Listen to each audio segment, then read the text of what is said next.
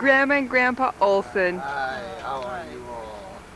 Hello. This is the start of a tape on the history of the Olson and Obrien families. And this is Irving James Olson, commonly known as Jim or Irv. This is Mary Helen O'Brien.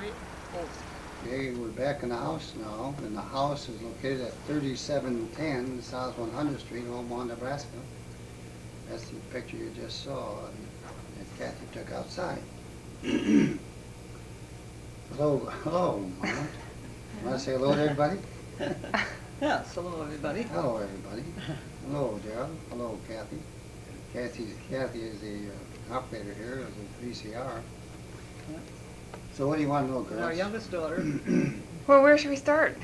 Why don't we start with what you can remember about your parents and or grandparents. Want me to start first? Okay. Well, let's see. I think my first recollection was when I was about 3 years old in kindergarten. I was started in kindergarten at 3 years of age, stayed there for 2 years. The Oliver Wendell Home School. And this school was just a couple blocks, let's see, it'd be south of the visitation school where Mary went to school. And that'll become important later on when we tell you about some of the events. So let's see, I remember playing on the kindergarten floor with a bunch of other kids, but that's about all I remember of that. Delivering papers. Except all during my school year, why I seem to be the little kid in trouble or something, because my sister and brother were always talking to the teachers about me. The reason I was in third grade was because my mother put me there, of course, under the name of Irving James Olson. So in school ever since, and in business I've been Irving J. Olson. At home I've been Jim, to all the family and to my close friends, and to my wife. Right. Well then, the next thing I remember in my childhood was a birthday party at age 7 in the old house at 5709 Carpenter Street, Chicago, Illinois. And my father and his friends built for the family before he died in 1909. I was born in January 17, 1908. So I really didn't know him. The only thing I knew about him was that in the dining room we had a built-in cupboard, and on the left-hand cupboard all the old photographs and trash were kept. And I used to dig in there occasionally with nothing to do, and I found a picture of him. He looked like he was about 40 years old, dark hair, dark mustache. He had brown eyes. Pretty good. And he had a very fine features. In fact, my mother's sister, Aunt Mary Cornell, said they used to call him Pretty Louis. His name was Simon Lewis Olson. And that's about all I know of him, and I don't have any picture. I don't know who has any pictures of him. Where are you supposed to have all that junk in the buffet? I don't know. When I moved, it got lost somehow, along with the family Bible. In this material that we have, there's a torn sheet from the front page listing some verse. I'm surprised Iowa didn't take all that stuff. I wonder if Laverne has it. I imagine the Schultz took it when they moved I don't know to his where. house. Anyway, remember at age 7. Well, when you lived on Carpenter Street, was your mom married to Schultz by then? No, this is before she was married again. Did she tell you how your dad died? Yes, he was apparently a healthy man, except that he was apparently he had some ego, proud of his physique, and He was a construction man, contractor. And he was riding on the back of a truck, lightly dressed, and it was windy and cold, and the rain came up, and he developed pneumonia, and I believe tuberculosis. Yeah, right. So So I they see. moved us kids out to Ludington, Michigan, on grandfather Jens Christensen's farm. Do you remember that? Oh yeah, we were out there about 3 summers. We had quite a nice time on the old farm. I was named, I found a couple of years ago, after Jens, because his real name was James Christensen. He was a Dane. He looked like Santa Claus. He was about 5'2", ruddy cheeks, You used to have a picture of him. with white hair and piercing blue eyes, and similar to the eyes that Kathy's little Jimmy has. We were out there because they wanted us to get away from home during the sickness. He was sick for quite a long time then. Well, I guess he was sick for probably about 2 years, maybe 18 months. I didn't realize that. Yeah. So I remember him. I do know that my mother then was trying to run the household. She took in neighbors washing during the day and washed it in the sink and in the tubs and The all washboard. hand washing deal. Jeez. And then she'd deliver it. During that night, she'd go downtown in a streetcar, go downtown to Chicago, from 5709 Carmen Street down to the downtown area, which of course is about 6-7 miles streetcar ride, and scrub floors at night. And I remember being tucked in the bed and used to get terrible earaches when I was a kid. Used to lay in a salt bag. A salt bag? Yeah, a Morton salt bag, one of these, I guess, 2-pound bags. Why, could you chill it or They something? were in cloth. Or Well, heat it? You Heat laid it. your ear on it, Heat it. and Heat it, that yeah. was supposed to remove what was wrong with the trouble. Then she'd come in and say goodnight and then leave for downtown. But she was, got to be quite careworn, as you might imagine. And let's see, Isla took over the family. Oh, wait a minute. She died in the influenza epic in 1918, She was married again in the meantime. but she had married 2 years before.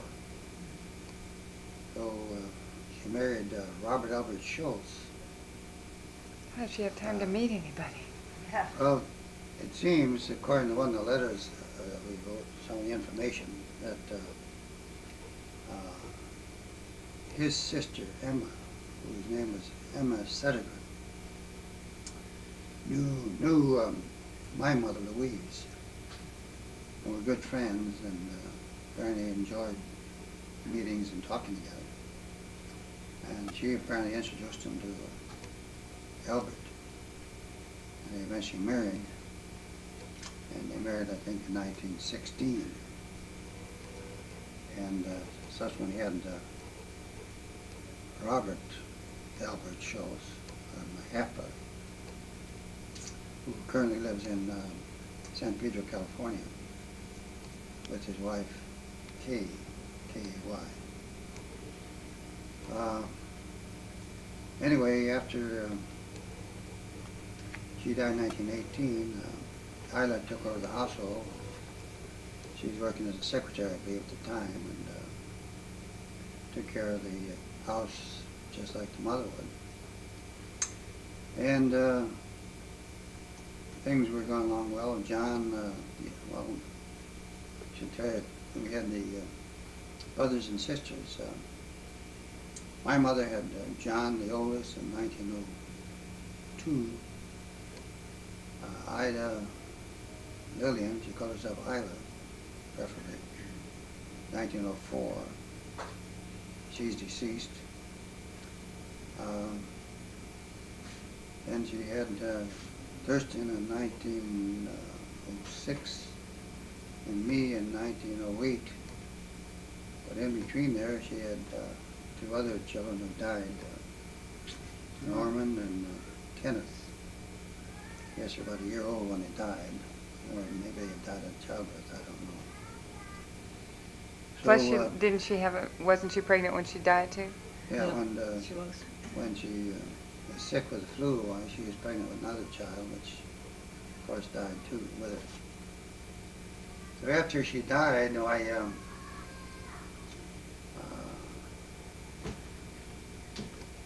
maybe before she died, Schultz arranged to move the old two-story brick house from the back of the lot at 5709 to the front and install a furnace in there. It didn't have a furnace? And a front porch, no. We had a cool stove on the house's back of the lot, and we were right on the dirt alley, and across the alley was a horse barn. What was in the front of the lot? A big lawn Oh. going to the street, fenced in. It was nice. And I do remember before the house had moved in front, waking up in the middle of the night with a lot of noise, and the barn was on fire across the way.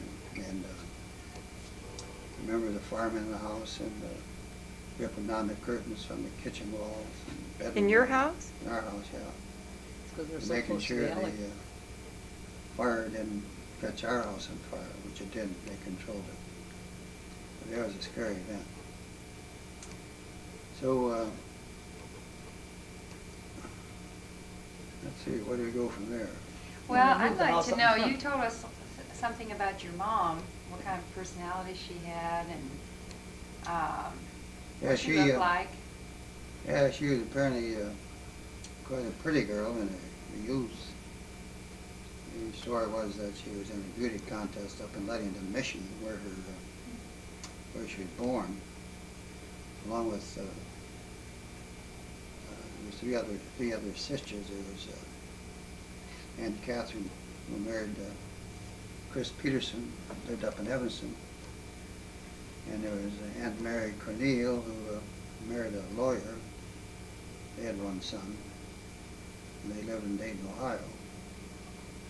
And there was another sister. She wasn't talked about. She apparently left home at an early age, and they never talked about her. But I understood that she was somewhere in Minnesota and getting along. But in that old house on the second floor was a piano in the corner.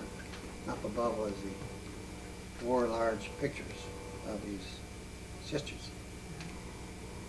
And they all had a rose in their hair at the time, and their hair up, like they did in those days. And quite an attractive group. I can't remember the name of the sister that left home and was never heard of again. That was her situation, but she... So you never really got to know your aunts and uncles? Yes, I used to, in the summertime, well, not necessarily in the summer, we used to take the streetcar, the electric streetcar, from our home all the way up to Evanston. I lived at 519 Asbury in Evanston. And we spent several weeks there. And Uncle Pete Peterson, he was a Dane as well. And he had about 5 children. Let's see, one, I guess, one is alive now. Lives down in Florida. St. Petersburg, Florida. But they used to have the entire block. They had a big stucco house. Of course, they had one of these big nickel-plated stoves in the living room, and a hard coal stove that used to heat the whole house, plus the kitchen stove. And we kids used to, they had a first they had a chicken coop on their back, and whenever we wanted something to eat, we go out and I'd get a couple eggs from the chicken coop and fry them and eat them. And we had some nice times there. And subsequently, when both my aunt and uncle died, I helped them. They died without wills, so I was able to go to the Chicago Times Trust Company and buy a title policy for $250, so they could sell the house and divide up the proceeds, which they did shortly. Then they all dispersed. They had Marie, who died from, what was it, multiple sclerosis. Yeah. And they had May Bell, who died, I believe, last year at an old age. And Bud down in, she died in Chicago, and Bud died down in St. Petersburg. He was a, let's see what was, he was a plumber by trade. And apparently quite successfully bought a lot of land down there in St. Petersburg and did quite well. Another son was Wally, who sort of an architect, self-made architect, and he built, they all built a lot of little homes down there. And Wally, the youngest, built an apartment building, and apparently done very well. But Wally's the only one left alive now, except for some of the children, who we haven't kept in touch with. Well, back to your mom, what did she look like? What does she look like? Well, she seemed to be Nordic. thin, Nordic type, good features. Wow. She had a, I thought, kind of a determined chin, somewhat like your mother, in the picture upstairs. Oh, really? Yeah. And Both determined.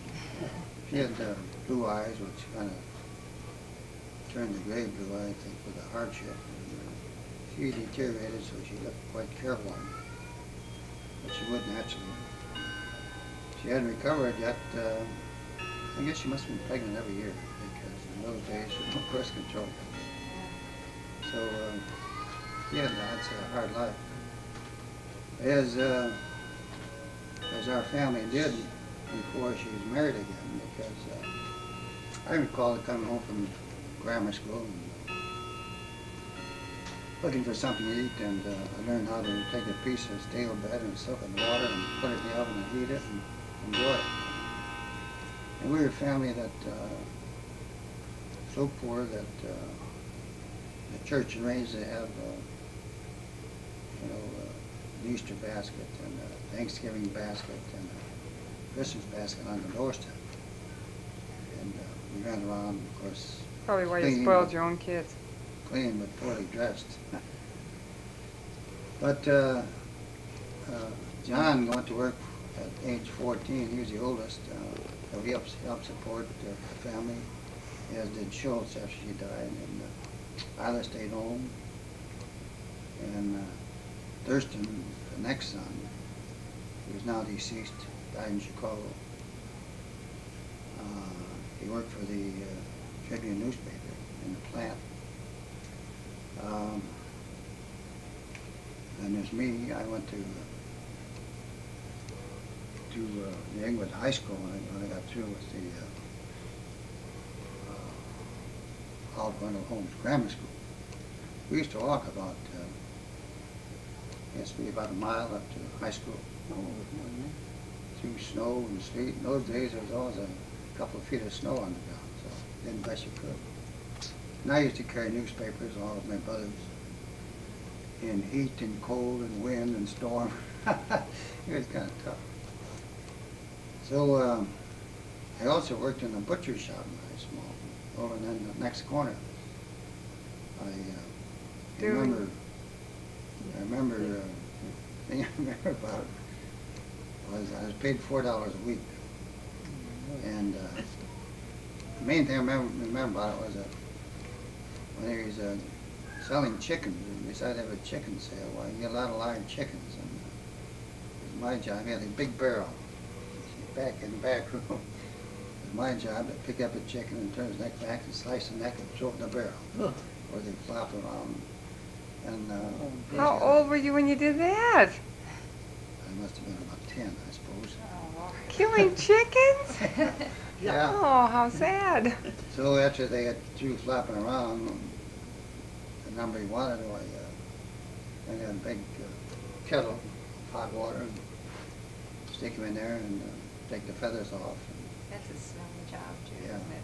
And he'd hang them up in the case there for sale. I remember too, I guess got acquainted with him because I used to go and buy the meat for Isla, and she always sent me to the store. It seemed to be most of the time, give me 25 cents, and she'd say, now, get 20 cents worth of beef ground, and nickels worth of pork ground twice. No bone, fat, or gristle. So I repeat that to the butcher every time I went over there. Other times we'd have liver, and I suppose frankfurts and that sort of thing. We lived pretty cheaply in those days. We had John and Mr. Schultz supporting the family at the time.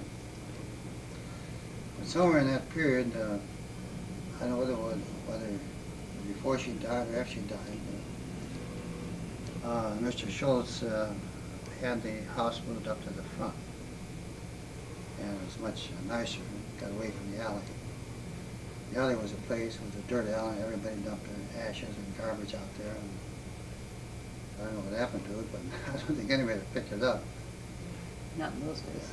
I used to have to sift the coal in the furnace.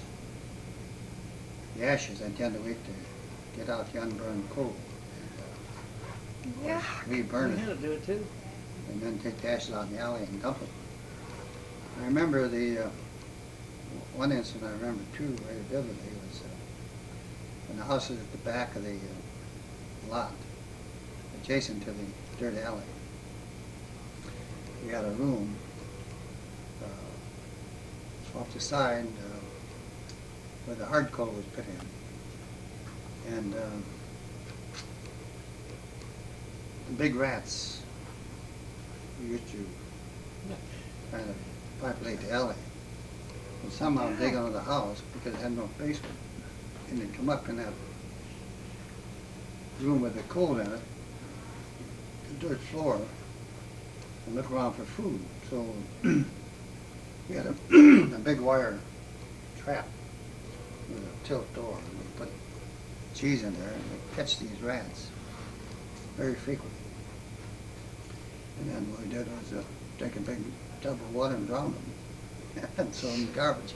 And that Yeah. later on when You're lucky you guys didn't get rabies. yeah, Yeah, you're right. later on when the house was Black moved plague. on the front, or after Did you have a basement when it was moved to the front? yeah, I put a basement in the furnace. And I continued my job of sifting the ashes.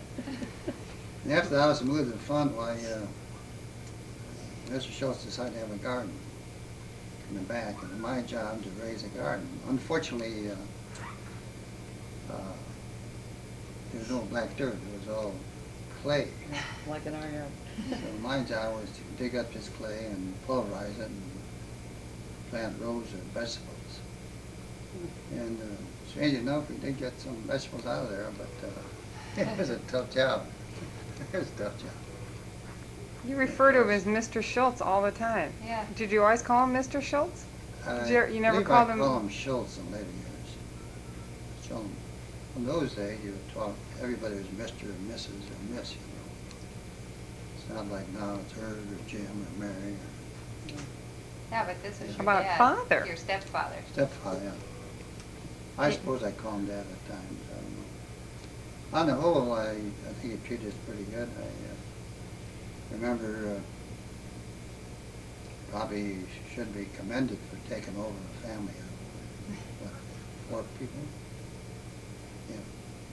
They were only married 2 years, They right? married 2 years, yeah. Now, you used to say that your mom liked to sing and kind of dance and. Well, no, she, I never saw her dance, but she liked to sing while she was working. I suppose that was to overcome her trouble. She got a heart about it. So let's see, what else can I tell you? Oh yes, we had some good neighbors. On the left side were the Andersons, and there's the Mrs. Anderson, the old lady, and then Nancy Anderson. And they were very kind to the family. And on the right side was the Cullums, they were called. They had, on the right side of our house was a big brick home, larger than ours, and much better. They used to treat us pretty well too. So, and down the street further to the south was the Jensen family, who were very Danish family, very close to our family, and they were over all the time. We were over there. And, Do you know your grandparents? my grandparents. Well, the grandparents were up in Ludington, Michigan. That You was, told you about that. That was the farm. Yeah. yeah, I only knew my grandfather, James. He's, What about the man, others? looked like Santa Claus. The grandmother had died long before. Her name was Mary Christensen. And looking back and trying to get back beyond the grandfathers, on the Danish side, you couldn't get back beyond James Christensen, and there seemed to be no record of Mary's background. So I know where she came from. He came from the area between Denmark and Germany, Schleswig-Holstein. And Denmark and Germany were fighting over this property all the time. So half the time it was owned by Denmark and half by Germany. And grandfather Christensen spoke apparently both German and Danish, but he considered himself a Dane, because he apparently came from a long line of Danes. So the story about him is that he immigrated from Schleswig-Holstein back in the 1800s, and I think there's a record of in there somewhere. He got to Ludington, Michigan, and he put a pack on his back and tramped out about 10 miles and homesteaded part of the forest. He subsequently cut down enough trees to have a farm, and he understood it acquired some 640 acres, which he subsequently sold part of and retired at about age 45. He retired to his son-in-law, Peter Johnson, who married his daughter Sophie, my mother's sister, one of his sisters. So at the time we were on the farm where he had about 160 acres cleared, and which included an apple orchard and a big milking barn with running water from the mill. He had a windmill that pumped water into the barn and pumped water into the kitchen of the farmhouse. His son-in-law, Pete Johnson, and Sophie lived in most of the house with their children. And he had the 2 rooms on the other side of the house. And when we were up there, he used to come out of his room. He liked his privacy. He used to come out of his rooms and go out for meals. And it's the only time you'd see him. Unless he'd on occasion come out in the fields, and Uncle Pete was, say, haying, or he was collecting grain, and he could still toss up the bundles of the shocks of wheat and so on up in the wagon. But I did learn later from, in recent years, that from his, would be from Ernest Johnson, now deceased wife, who still lives in the old, well, she owns lives in the old cottage. That's been torn down along with all the barns, and she lives in a cottage that Ernie Johnson built for her. And she's the town clerk up in Ludington, Michigan. She had the, what do you call it, the vital statistics record. She's the town clerk. And we looked at those to see what we get out of there with respect to James Christensen and his wife, and there wasn't much there. I recorded it in one of the pieces of paper that you got. So let's see, where do you go from there? Well, he was, James was said to be quite highly respected up in that area, and he was acted as kind of a counselor to different farmers around him. So he must have been quite respected. He died at the age of just 94 up in Ludington, Michigan. We have a write-up from the Ludington newspaper. You got her, it's copy, you know? It's copy. You're on. I'm on? You're on. Okay. And this thing here is to make sure that we get the voice in both places. Well, that one doesn't work, or this one doesn't work.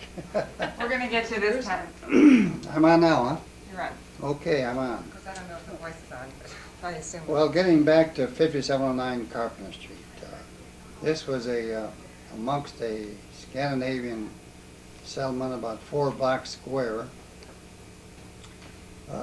surrounded by Irish neighborhoods. And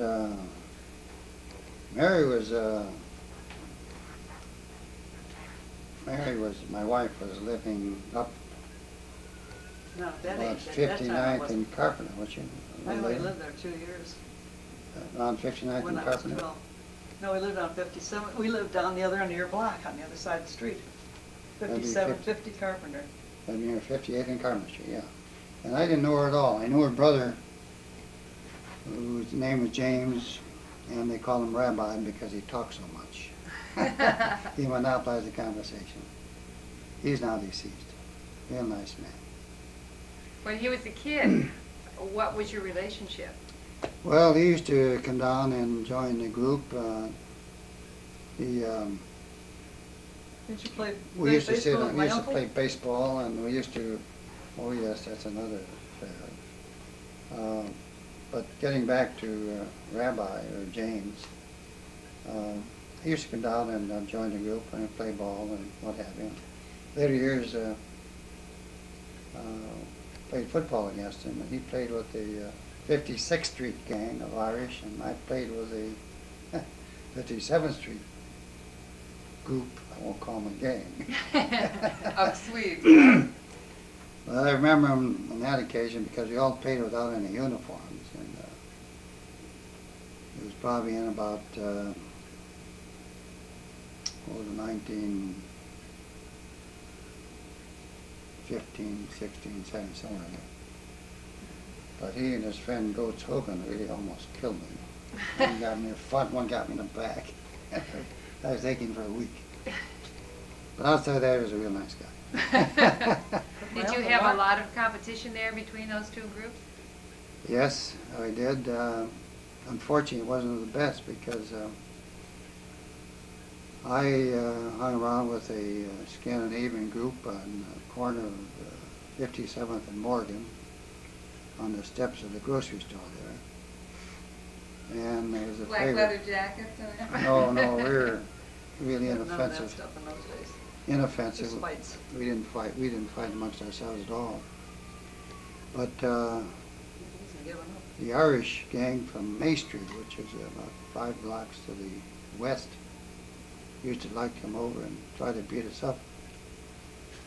And they really beat me up terrifically one time.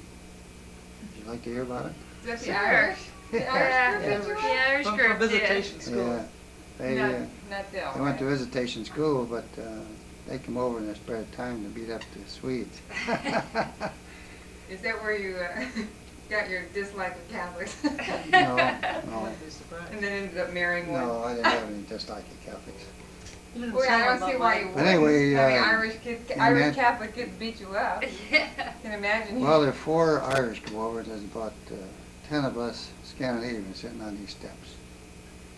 And the Irish were named about 3 Lynches and Goggin and Fitzgerald and a few more like that. Well, there's 4 of them, and they come up and they went to one of the inoffensive Swedes. Said, we heard you fed our pigeons cheese. And he begged up, no, it wasn't him. He asked a couple more and came to me and I said, you're crazy. You know that isn't true. And he had a chain and they had ropes and they began slashing me. And I backed down the street and through the shoemaker's gangway and home. Well, Did they know I where you found lived? later that a big red-headed English fellow who had just moved in the neighborhood interceded. Apparently he was there with us at the time. And, got him to back off. But the next night they come back. Oh, geez, about 50 guys come down. And we were all out there on Morgan Street, and they were coming down 57th, about 3 blocks away. We saw this great big crowd of kids coming down. And so we all scattered.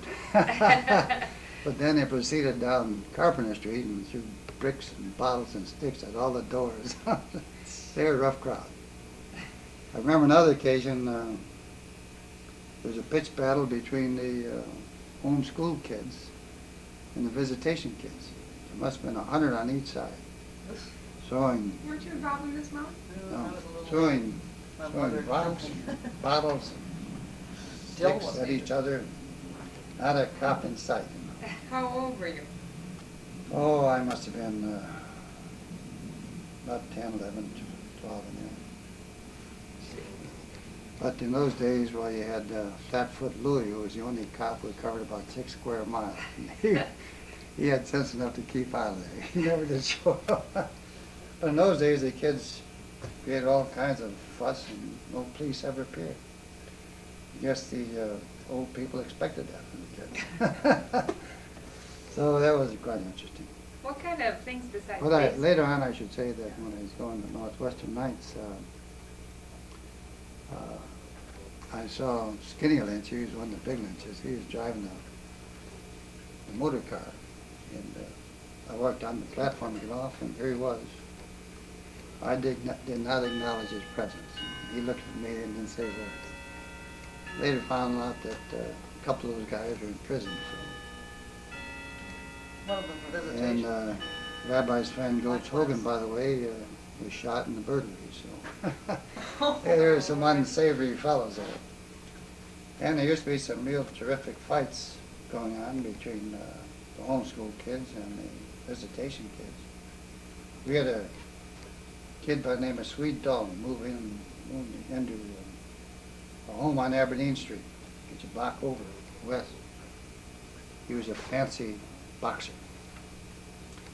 And somehow one of the visitation guys who lived up on 58th and Carpenter, real husky fellow, with an Irish name, I forget his name, somehow got in a fight with Sweet Dalton.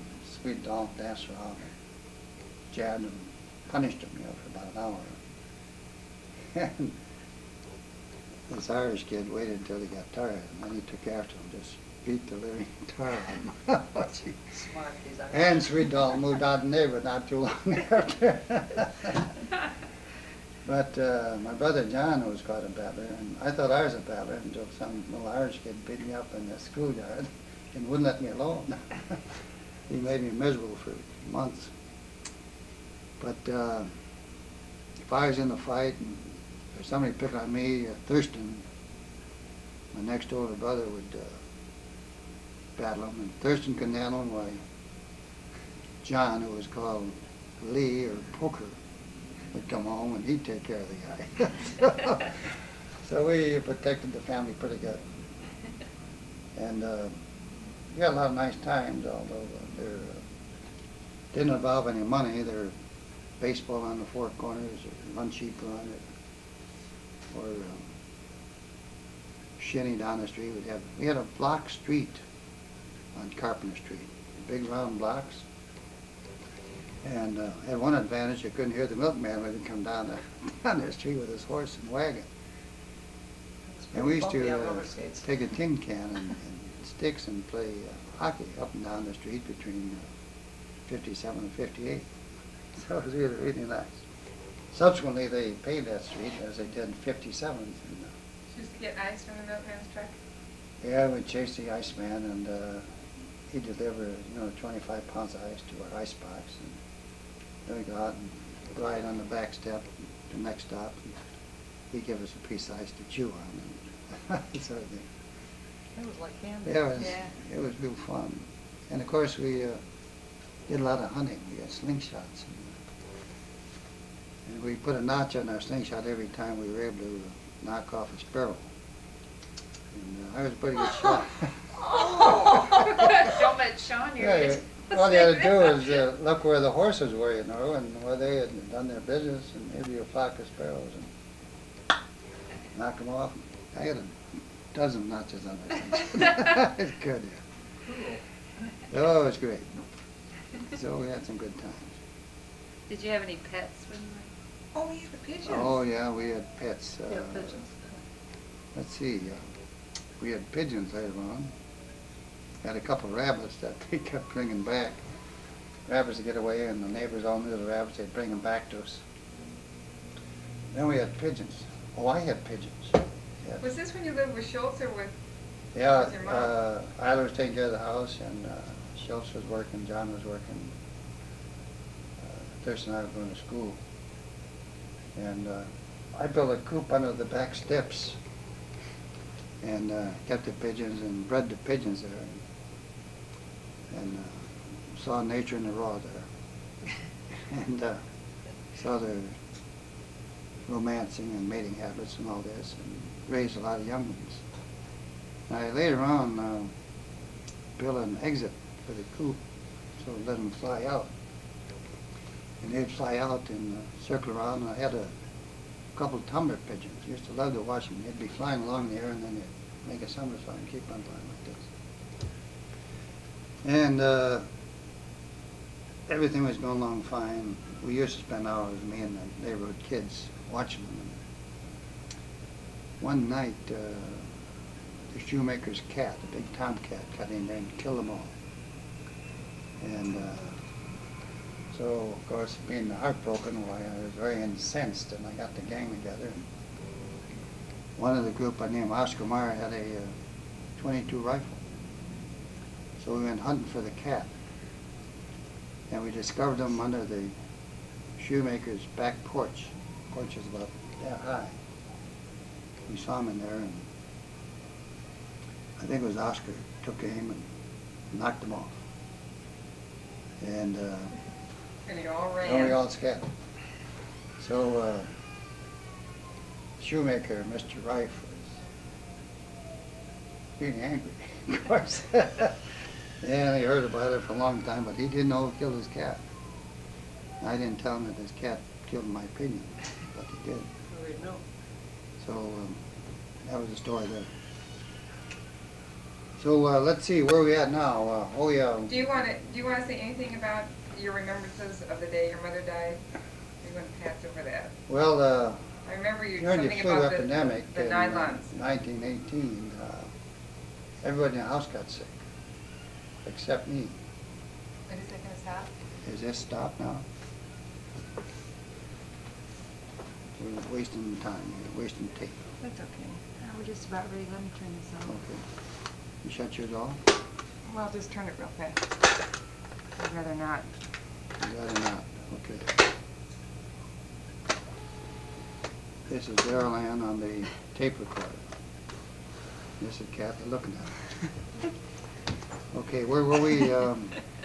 Okay, the flu epidemic and everyone in the Oh, house the got flu sick. epidemic in the house. Everyone took turns getting sick. And apparently I had the lesser sickness, and I remember having to scrub the kitchen floor every week. In those days, you just took a scrub pail and soap and scrub brush, and you scrubbed it and wiped it up. So that went on, and I remember my mother laying in bed and getting along towards Christmas. And so I had some money, went out to the dime store and bought a pair of white stockings in Wellesley Bar. And she was very pleased, and she put those on. And Didn't she ask you, you didn't know she knew about those? I thought you told me that she asked you to bring her your Christmas present to her. well, I guess she must have done that, because I wouldn't give it to her otherwise, because she must have known she was going to die. So I did that, and I guess the next day or two she was dead. And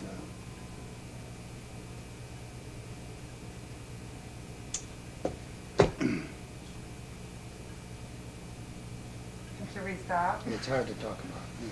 Yeah. I remember sitting out on the front porch, grieving, heartbroken. But anyway, shortly after that, I met a young man by the name of Albert Paulo. Married him, and at that point the family broke up. They, of course, had their own place. They went out to 8941 Wallace, where his mother had a house and rented. And then Schultz took me and his son Bobby and moved out to the north side of Chicago at Selden and Seminary and Bell and Avenues, which is about 2400 north and about 2400 west. And we boarded with Mrs. Erickson. She was a tall, heavy Swedish lady, and she had other boarders besides us. I think 4 other boarders. And Schultz and Bobby and myself. I transferred, at that time was in my senior year in Hayward High School. And I started my senior year at Lakeview High School up there, which I found to be a much tougher school than Englewood. And in the meantime,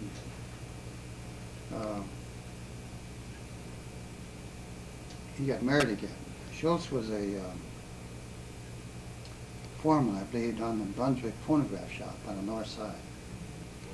And he had 2 girls working for him, whose mother was a widow. Her name was Mrs. Zahn, Z-A-H-N. And she was a short, stout woman. But he married her, and Bobby and I moved up to, I guess it was her apartment. And she had the 2 daughters and 2 sons.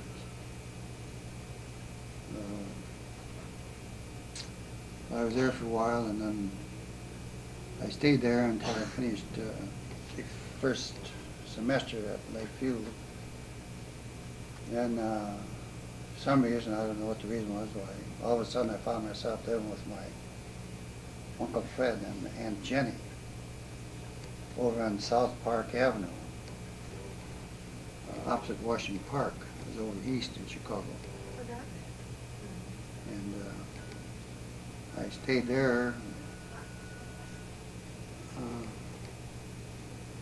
think I stayed there through my graduation at Englewood High School, a semester. And then I went out and boarded. I got a job at Swift & Company as a mail clerk. at age 17. And I boarded at a place over on Stewart Avenue, 67 Stewart Avenue, Chicago. And subsequently moved over to another boarding house further east. See, what can I recall there? It was Ruth, wasn't it? Yeah, her name was Ruth Hanlon. And, she had other boarders, and a very kind woman. She had a family also, but they were in poor straits because I believe he worked in an asbestos plant, some such plant. He was careworn, and his hands were all bruised, as I recall. And Probably had asbestos poisoning. he probably did. But before then, I'm trying to think what happened.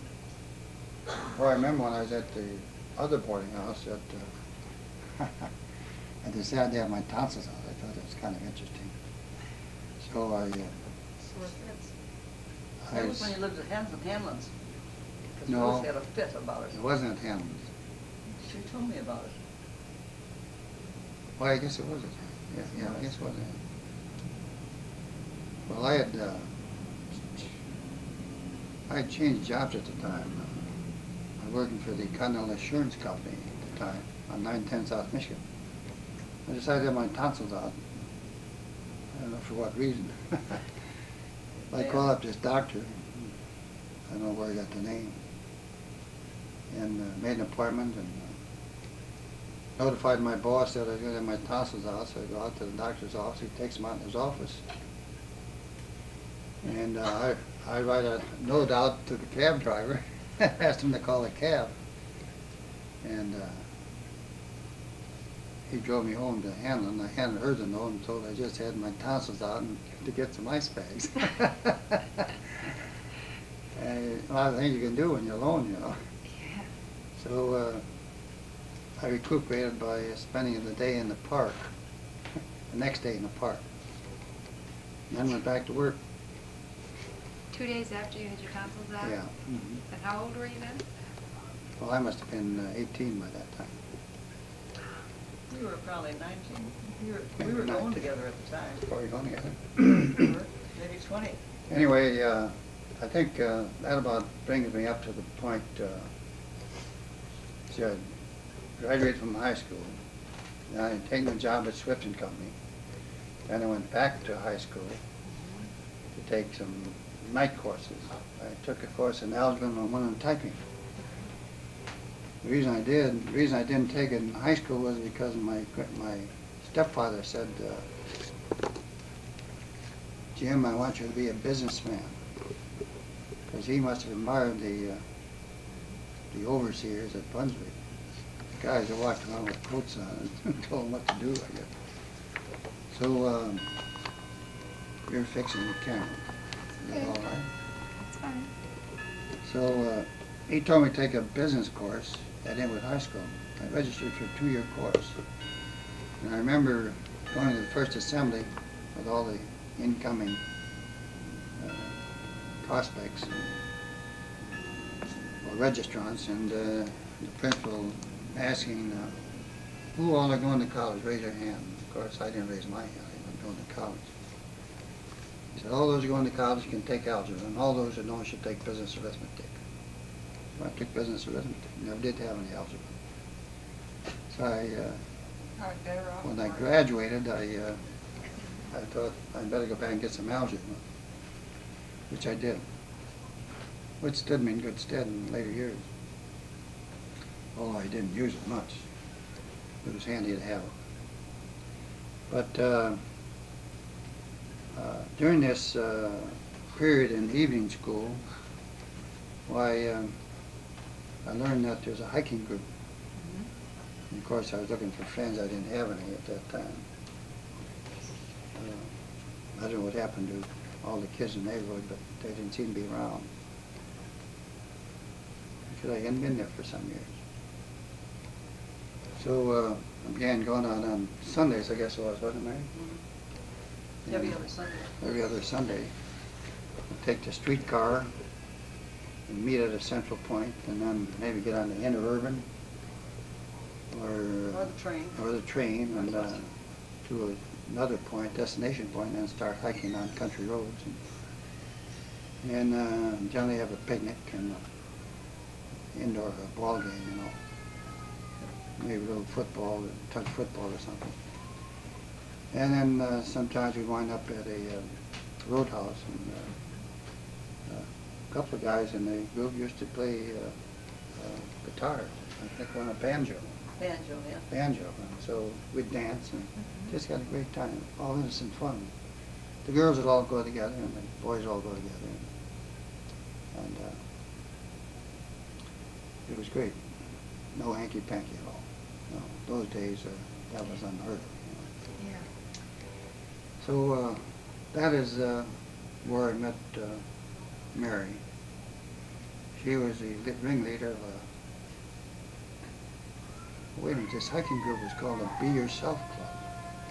Oh. And Mary belonged to that with the three young cronies who were younger than the rest of us. And they called themselves the Merry Man Boosters. Yeah, our own club. Yeah, in their own club. They And wouldn't let us on the Be Yourself they Club took for 2 years. inviting some of the chosen few from the Be Yourself Club to the Merry Man Booster Club when you had a dance or party.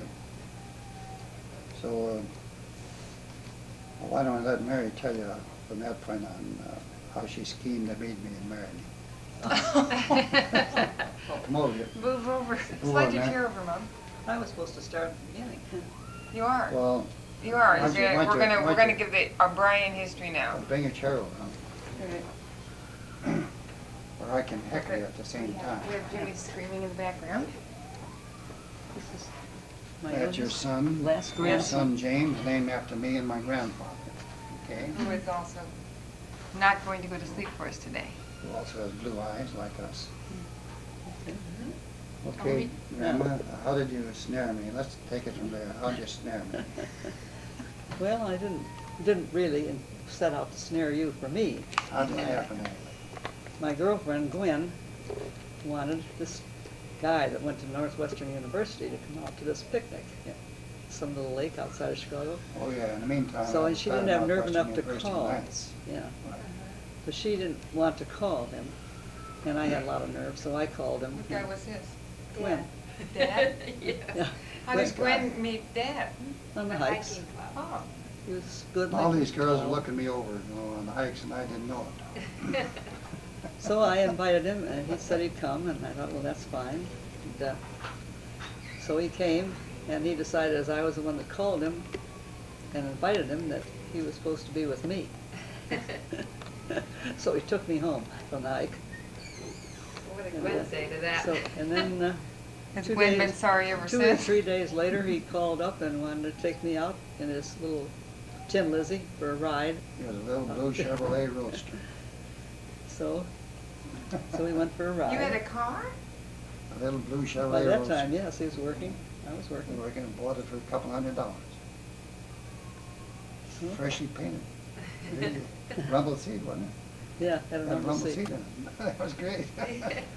Never got to ride the rumble seat. So, needless to say, my aunt wasn't too pleased about this new boyfriend because he was Swedish, non-Catholic, all the things that Yeah. they didn't believe in. But I liked him, so I kept on going with him.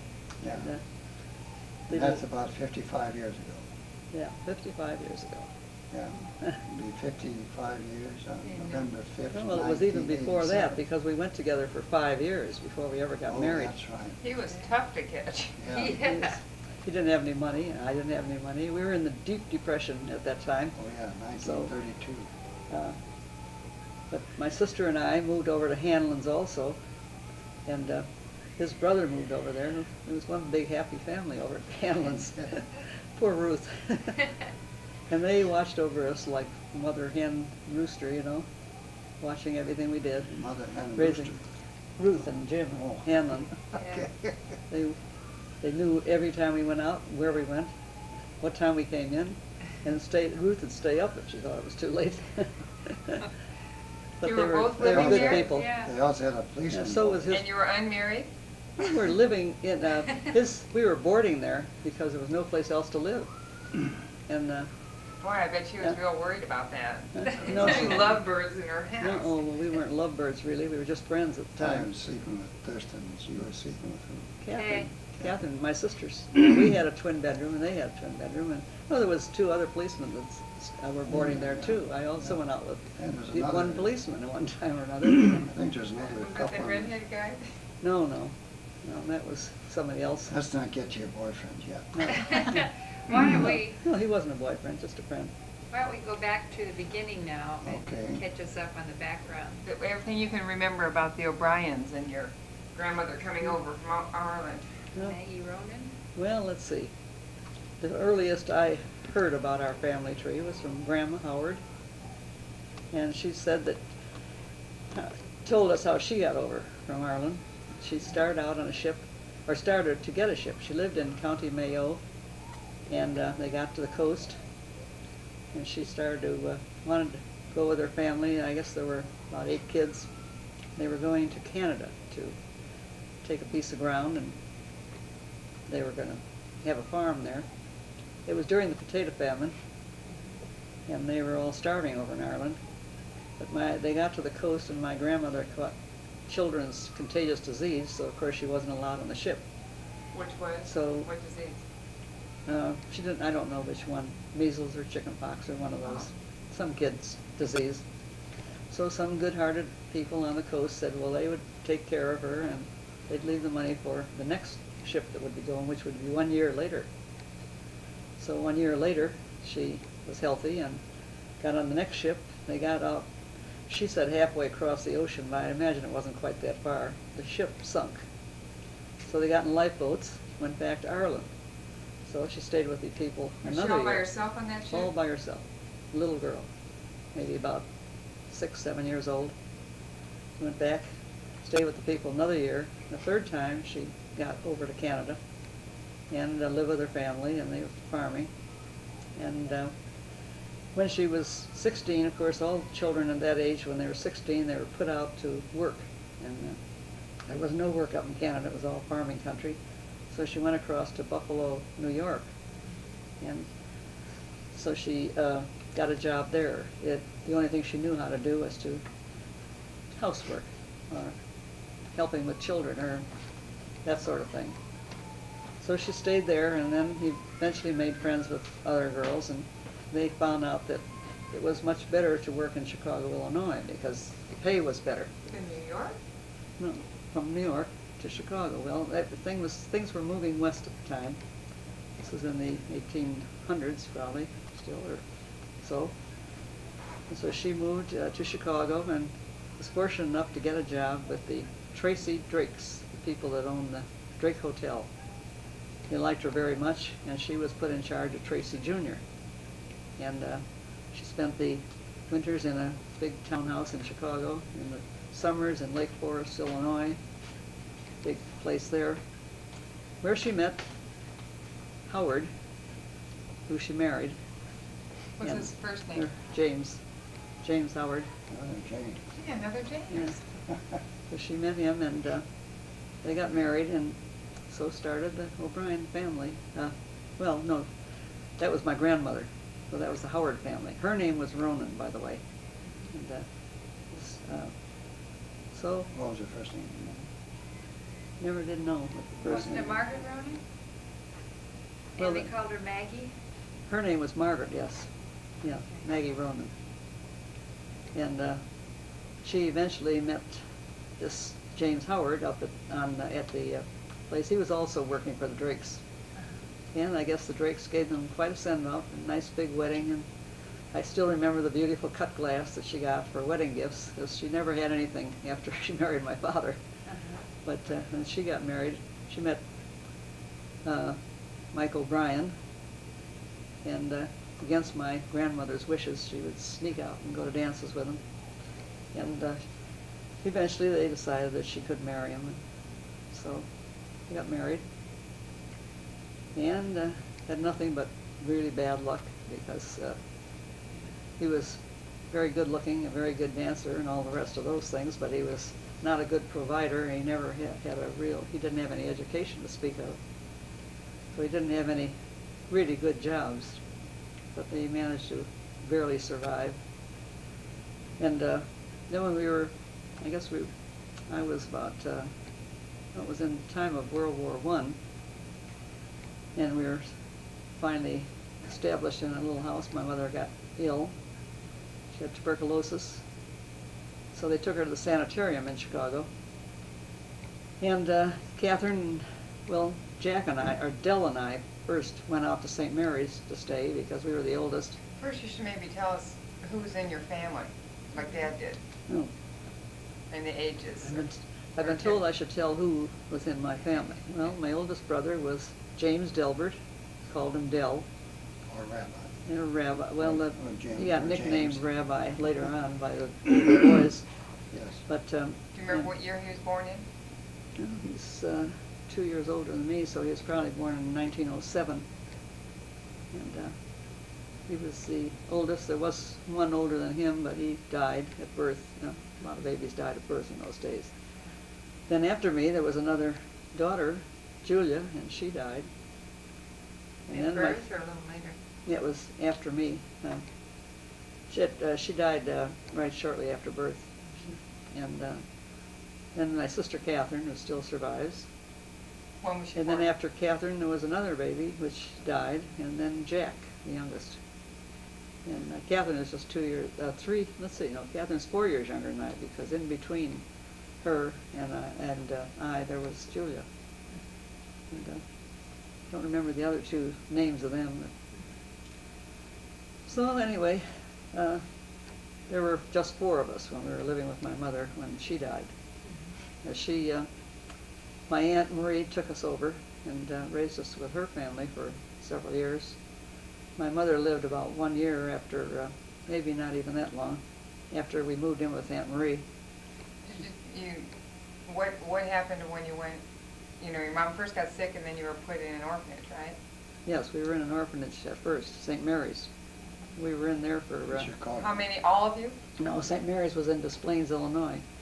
Well, eventually, the 3 of us were in there. Jack was always kept with my mother in the sanitarium because he was born when she had contracted tuberculosis, and so they kept him away from any other children, isolated.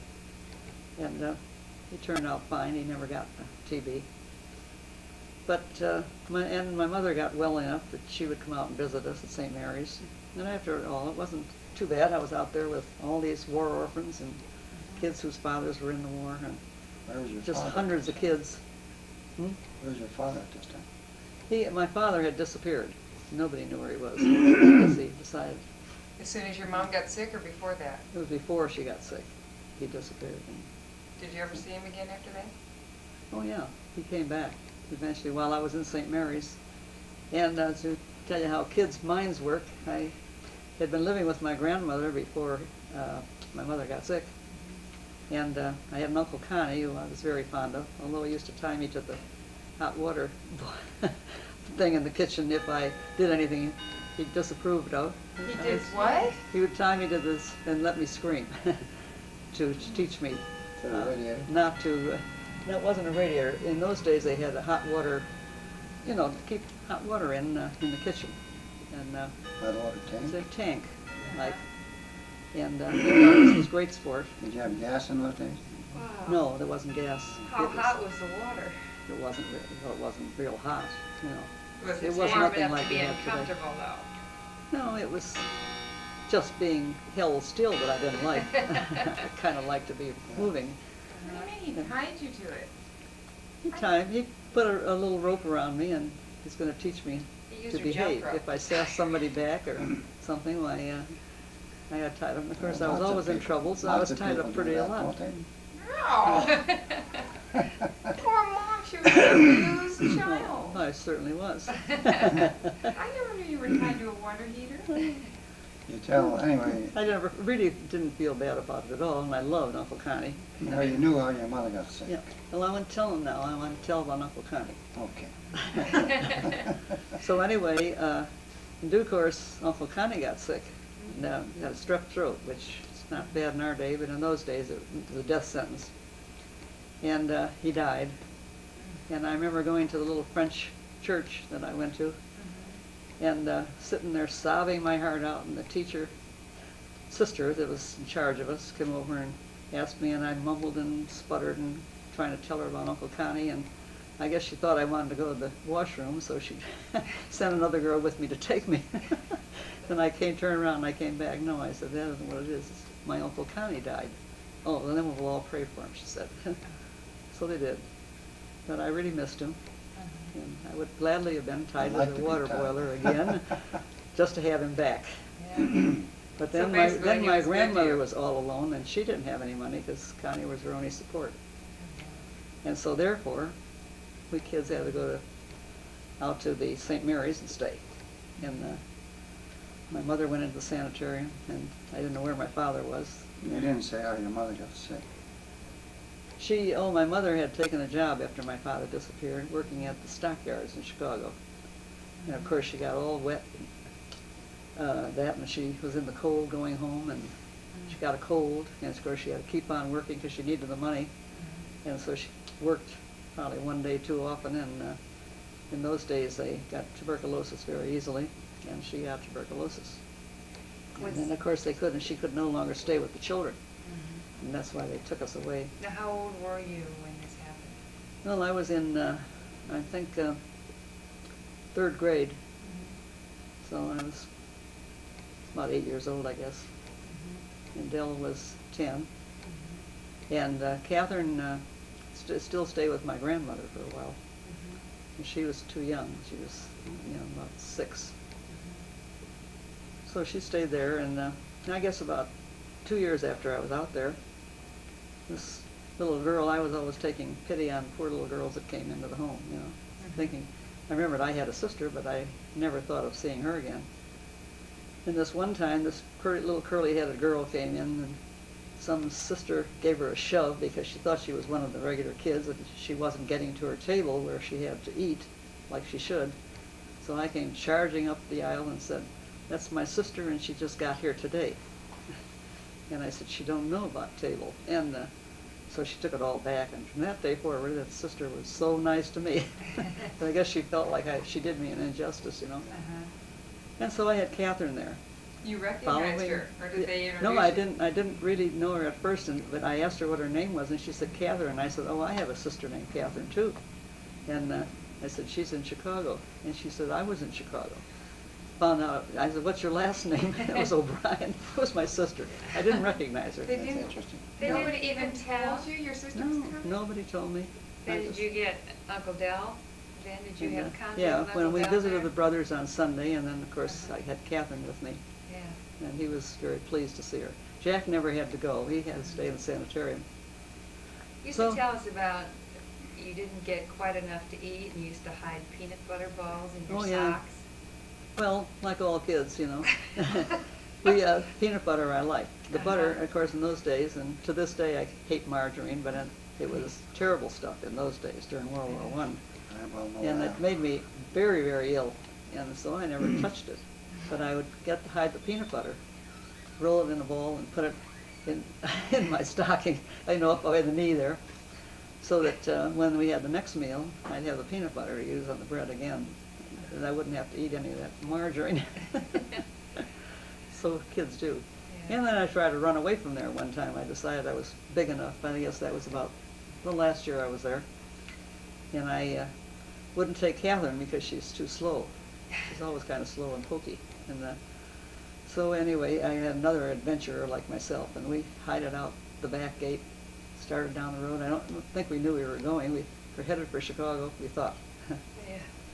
not realizing how big Chicago was. And so a couple of boys from the school happened to be out working on the farm, I guess, and they saw us trotting down the road. And they said, "Where are you going?" And I said, "We're going to Chicago." And so they said, "Are you from St. Mary's?" And of course I lied and said no. So. Did you have a So the uniform? one, no, we had our name tags on everything we owned, stockings, dresses. So he looked in the back of my blouse and saw my name tag, and he said, "Oh, yes, you are from St. Mary's." So they marched us back. So the teacher, the sister in charge, leaned me over a bathtub and gave me a real good paddling, because I was the instigator of this expedition. The revolt. Didn't you also run away another time with anything? No, never. I would know better than one with Annie Kay. She'd be 50 feet behind me. She couldn't run. She was awful slow. What did Uncle But Del anyway. say about your exodus from St. Yeah, Mary's? Dell gave me a big lecture, and you would never be able to find my way to Chicago and all this sort of thing. And my mother, I guess about that time, was getting well enough, she thought she could get her family back together. And my father came back. He suddenly appeared one day. But to tell you how kids' minds work, my mother came out to visit me on this Sunday, and she said, "You'll never guess who came back." And I thought she went back to her, back to Chicago. I said, "Uncle Connie." And I was just beaming. I thought he must have come back from the dead. He was Yeah. back with us again. And she looked so shocked, and she said, "No, your father." I hadn't even thought of my father, Yeah. only my uncle. So, And- so but then she... Father didn't stick around again? No, he stayed then. And we moved to 57th and Carpenter. My mother only lived a couple of years. And, Did he ever give any reason why he left? Oh, he said he didn't have a job, and he thought he couldn't support a family and all this sort of thing. I don't know what the real reason was. He did drink a lot, and he probably was on an alcoholic binge, maybe. I don't know. But we moved on the other end of the block from where Jim lived. We didn't know each other, but he did play baseball with my Uncle Marty, Yes, that's who right. lived in the middle of the block, and he was teaching all the boys because he used to be a baseball player. Uncle Marty Howard? Yeah, Marty Howard, who I eventually lived with again.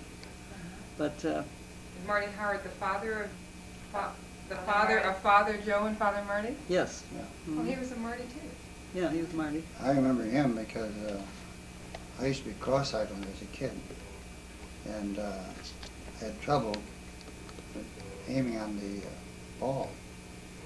So he'd give me 6 bats instead of 3. So I liked him for that reason. How did your eyes straighten out if you were cross-eyed? I don't know, it's straightened out by itself.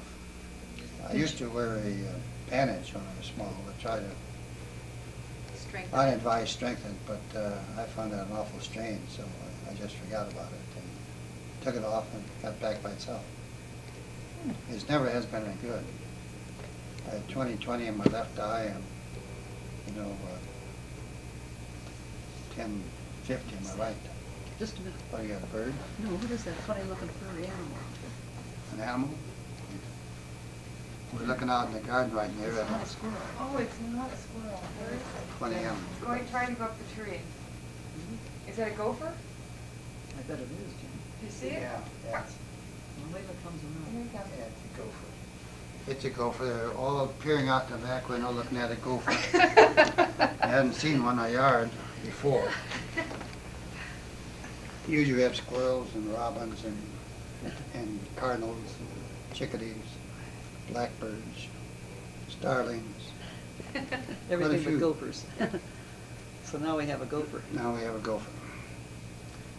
So anyway, were where we? was I? Back- Yeah. back to Oh, I was Mary. back at the house where my mother died from.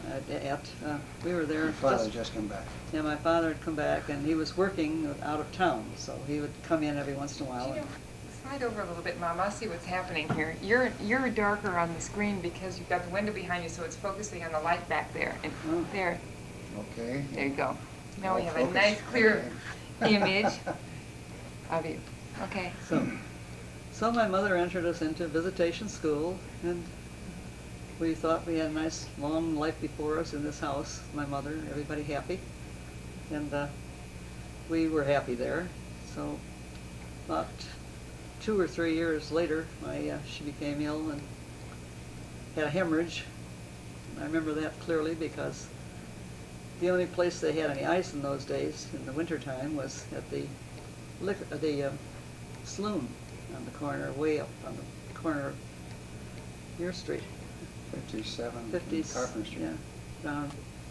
But, so she sent me down there with a big bowl to get some ice and to tell him what was happening, and got the bartender all excited, but he gave me this big bowl full of ice, and I came back and she put it all around her throat. Then I chased to Dr. Hogan's, Around your which throat? was about 6 blocks away, to tell him that my mother was having a hemorrhage, which he told me. So he came. They all came to the house in those days, and but I thought she'd be all right. They stopped the bleeding, but they were told she couldn't stay at home anymore. She'd have to go into the sanitarium. So that broke up the household again, and she went. But my Uncle Marty Howard decided to take us in instead of sending us back to St. Mary's, because we were growing up then and he didn't want us back there. So he and his wife, who had already had 3 boys, took in Catherine and I and Dell. Oh no, Dell went with my father after a short while, because my father thought he was old enough to go to work. So he went out to Freeport, Illinois to live. And then my father remarried, and Well, he he took wa- Jack and Catherine out to... Your mom died then? My mother died, yes, while I was at Marie's, when I first went back. We were only there. So she didn't She just live went very back, long she went after back to the the hemorrhage. sanitarium with the hemorrhage and, No, she did not go back to the sanitarium. Oh. She went to the county hospital, and she only lived 3 months, and then died. And so it was all this tuberculosis thing and hadn't really, It wasn't really Cleared 100% out. healed, so of course from then on, we children had to go into the municipal hospital and have, well, they didn't take x-rays in those days, but they tested our chests to make sure none of us would get it, and none of them did. Had it. Didn't have it.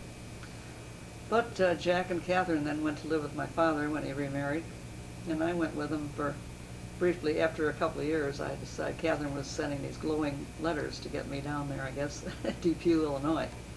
So I went down, just for 8th grade and first year high. And then I devising all kinds of ways to get back to Chicago, because I hated Depew. what did you feel So- about your stepmother? So I didn't like my stepmother either. Do you remember her She did name? not like me. Her name was May. I don't know what her last name was. Well, it was O'Brien then, of You course. should say that your father was with the Pinkerton Detective Agency. He was an undercover man in that Yeah. plant down there. Yeah, he was undercover man for Mostly big Mexican workers. paint plant, white lid plant. And the whole town smelled of this white lid from the furnaces at night. It was just awful, just about choke you to death. And it's, the Pinkerton Detective Agency was known for its harshness and its kind of brutality at times, wasn't it?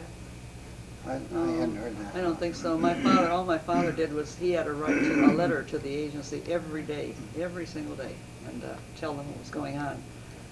He was watching everyone, especially the bosses, I suppose. Of course, the postmaster would know what he was doing, wouldn't he? No, he wouldn't, I don't wouldn't? think.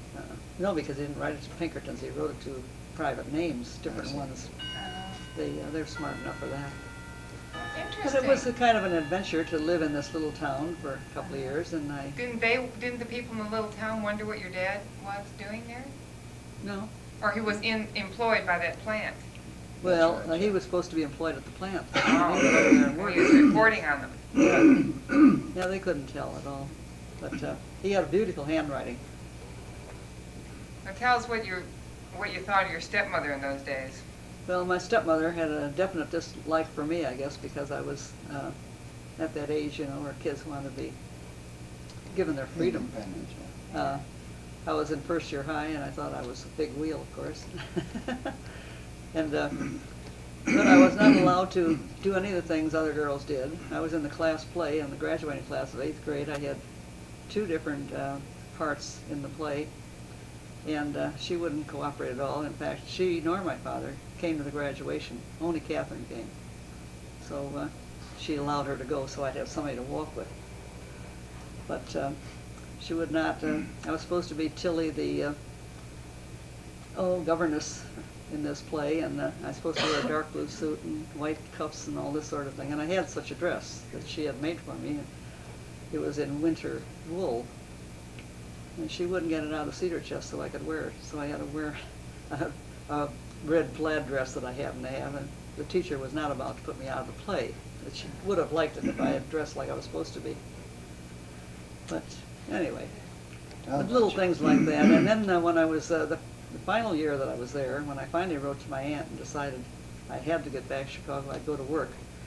I was 15 then, and she was trying to marry me off. There's some guy, Spanish I guess he was or something, and had nerve enough to come to the house and ask if he could marry me. And she was all in favor of it, and I wouldn't come down. Catherine and I got out on the roof of the house and hid. She couldn't find me to go downstairs. Well, I, for one, am glad you didn't marry him. You're right. So am I. Well, I wouldn't have. I'd have killed myself first. Spanish Irish, that might be a nice mixture. Probably would. I know, love it was with either blonde, dark Spanish or hair. Polish. Yeah. That was all there was in that Yeah, town. I So know. one of the The other. Mexicans, yeah. Or Yeah. Mexican.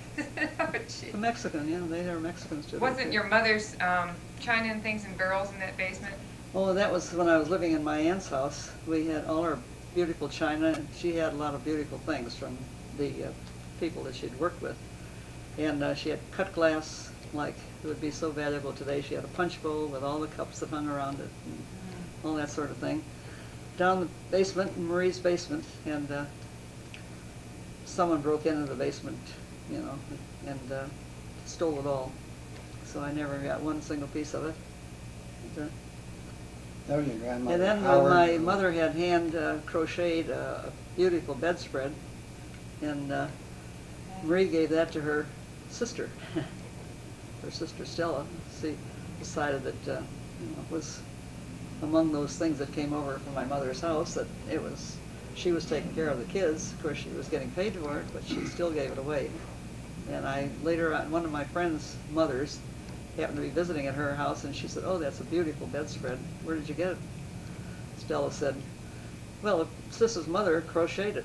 And she said, but they didn't have any place for it, so we took it over. So Could I you ever never- have gotten it back when you were an adult? I was an adult then. You know, when I left Marie's, I was 16, I was working. I was on my own, I was living outside the house. 16-year-old's still a kid. You know? Yeah. Not in those days. 19, when you're in Depew, you used to have a girlfriend named Evelyn Carlson. Oh yeah, I had my only good friend, Evelyn Carlson. And, her mother and father were very good to me. And, I liked them, so when I had any trouble at home with the stepmother, I'd go up to Evelyn's, only about a 5-mile walk. But we remained good friends, and even after I left there and came back to Chicago, kept in touch. And she did come in one time when I was married to you. Did she? Yes, you Tell remember? them how You you drove schemed, out there. how you schemed to get away from Depew. Well, they were having the, what did they call that big religious event that they have every so many years? Some kind of a jubilee, Peter's Doors or something like that. Yeah. No. Every 12 years? What is the other one? Where they come from all over the world to come to? Some kind of pilgrimage? Well, anyway, But anyway, it was a big religious In event Chicago. in Chicago. It was their turn to have it, and so I talked about it all the time after I saw it in the paper, and I finally decided I'd tell my father about it. I'd like to go in and say to my Aunt Marie so that I could go to this. I don't think I ever went down there after I got there. But anyway, I did get to Chicago, and I immediately set out the very first day, got myself a job. And Doing what? I was working for, my first job was terrible. cookie company. I was working for a Cookies. cookie company, Nabisco Tea Company, and we would take trays of cookies off the carts, you know, Nabisco Biscuit like this, National Biscuit Company, yeah. Yeah. I'd take the trays, and then I was supposed to put them in a truck over here, you know. It really had to be automated, just like the machine. And Moving boy, belt. before I really learned, I dropped a lot of cookies on the floor. And I'd hit the truck and everything would fall, and then I'd get all alarmed and all the trays would go. But I had a nice boss, and he let me stay in spite of all this. Did you just have to put finally almonds gave on me, top and of then he gave me another job. He decided that was a little too much for newcomers, so he gave me a job putting walnuts on the walnut cookies. And you had to in a very short time, had to put a walnut right in the center of each one of these cookies on a tray of about These are 48 cookies. chocolate-covered wafers, weren't they, with the marshmallow? Yeah. Yeah. And I got so sick of looking at cookies. And we could have all the cookies we wanted to eat. One for And the company, one for me. One for the company, one for me. No, I would eat the walnuts, but I didn't care about the Oh, cookies. stop. Gotta get another tape. Stop this one? This one's done. That one's done too? Yeah. That went pretty fast on that side. 30 minutes is all. No, Is that they're eight? 90. No, these are 30. They're 90. Oh, is it? Yeah. Oh, Is come on, it? is it that, I've been doing this that long? Mm-hmm. So there you are, So, but there you're you- eating cookies, eating walnuts, I should say, and getting fatter by the minute. No, I never did gain weight because I was pretty active, thank heavens. But I decided that maybe I should do something else. Is that on? Yes. It's on, yeah. So my aunt rather decided that she didn't like the kind of people that worked at the National Biscuit Company, and so she decided that I would get a little more education by going to the telephone company. So she worked very hard to get me a job in the telephone company, and they started me in on the downtown phone calls, which were really murder because there were so many calls, and in those days you had to pull a wire up, push it in a hole, and to connect the call, and then of course grab the next one and hear what they were saying, push it in another place, and Speaking to each speaking person. yes, had to speak to each person to accept the call and tell them it was busy and all that sort of thing. And so after a couple of weeks at that desk, why they decided that I was educated enough, they would put me on. I guess it was anyway. It was phone calls between New York and Chicago, for instance, and New York and San Francisco or California, anywhere. Long distance? It was long distance, and they couldn't, well, in between long distance, this was called RX. And because they could not go all the way through, all the way across the nation, they had to stop and go through Chicago. So I would get the call, and then I'd relay it to the person in California, or wherever it was. And I liked that very much. I thought that was great. I got to talk to people. I could say anything I wanted to them. And they could say anything they wanted to me, which was pretty strong language sometimes, Yeah. because they were mad at the guy on the other end. Uh-huh. But I had to relay that too. But I got used to that, and I was on that for about 6 months and liking it very much and thinking, well, I'll just stay here the rest of the time. And then the chief operator walked in and said, "Well, Mary, we're going to put you on long distance now." So I went to long distance. I like that even better. And so I stayed on long distance for, I guess a year or so. And then she said, "Now we have you all trained, and we will put you back on local, and then we'll use you wherever we want to use you because you know how to do all three." And I said, "I don't think I like that. I said, I think I'd rather stay on long distance." And she said, "Now you haven't anything to say about it. You're going to do what we want you to do." And I said, "I quit." So I walked out, and I knew if I came home, my aunt would have a fit, me quitting this job that she got me. So I went over to an employment agency, and they just happened to have a call from the Western Union. They needed a girl. So I trotted myself right over, got the job. Then I went home. Told my aunt, well, I quit the telephone company, and she had a fit, of course, and I said, but I got another job at the Western Union, same pay, and I think I'm going to like it. And I stayed there for 11 years. I did like it. You didn't care for the telephone company? Well, I hated it. But, well, I hated local. You know, I would have stayed on in long distance, and it would have been nice. But the hours were terrible. I had to work from 4 to 11, and come home from downtown Chicago, which took about an hour, hour and a half at night, on the streetcar all by myself, walk down these dark streets at around 12 o'clock at night, home. It'd be 5 streets And it's a from good thing it Olson. isn't like things are 5 today, or blocks. I wouldn't have lasted the first week. Right. But it was pretty safe. There were a gang of fellows used to hang out by a church on the way, and I would go across the street when I'd see them, walk on the other side of the street, but they never bothered me. Is that in the days when you used to wrap towels around your boobs so you had a straight boy figure? That was in Depew. when she used to walk past the Mexican contingent out working. Remember, was it your stepmother that wouldn't let you Oh, have yeah. a flat chest? She wouldn't let me wear a bra. Well, that was a style in those days, Yeah. wasn't it? Have a flat chest. Well, yes, it was a style, and of course, she didn't believe in that style. It was the only time in my life I had large boobs. And I was only 16, and I didn't like this. I wanted to be flat like everybody else. So I'd pin the bra as tight as I could on each side, wear it, so I'd be flat like everybody else. That was the flapper days. But anyway, in spite of all this turmoil, I managed to grow up, and then I met Jim, and on the hikes, and then I invited him out for my girlfriend, and managed to snare him myself. Now, how did you're talking about dancing and everything, where did you learn to dance? Oh, that's another story. That one of the Be Yourself Club called Red Vertus, and I never danced because, of course, nobody taught me how to dance. But my father was an excellent dancer, mother, and so Red said, "How come you aren't dancing?" And I said, "Well, I don't know how to dance." He says, "Oh, well, you're going to be educated right now." So he stood me up and taught me the steps, and I did very well with him. So he was at all the meetings, and we always had dancing, so I always danced with him. And so then I got to dance, courage enough to dance with others. And then Dad came along, and of course he was a very good dancer. And where did Dad what I learn to hadn't dance? learned from Red, I learned from him.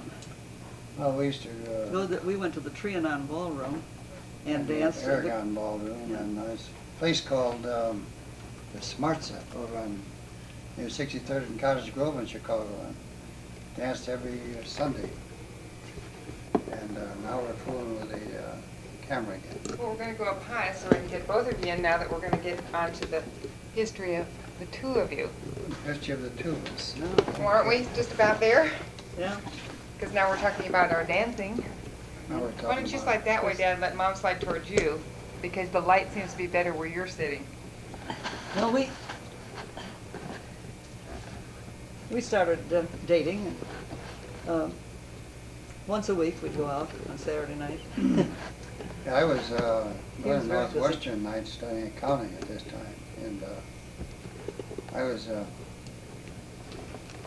working at Hanlon's, I guess, at the time. And I had a place up in the balcony on about, this is the second floor, right on the corner of the house. And Well, you were in Obrien. You moved from Hanlon's, and you were boarding down on the corner there somewhere, some other house. well, anyway, as she said, she wanted to save Saturday nights for me. I didn't go out the other nights because I was too busy studying or going to school. Just go to Northwestern 4 nights a week.